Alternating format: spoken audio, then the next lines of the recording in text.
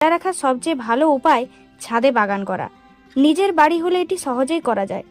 ছাদে বিভিন্ন ধরনের টবের মধ্যে ফুল গাছ লাগাতে পারেন, আবার পারলে ঘাসও বিছিয়ে দিতে পারেন।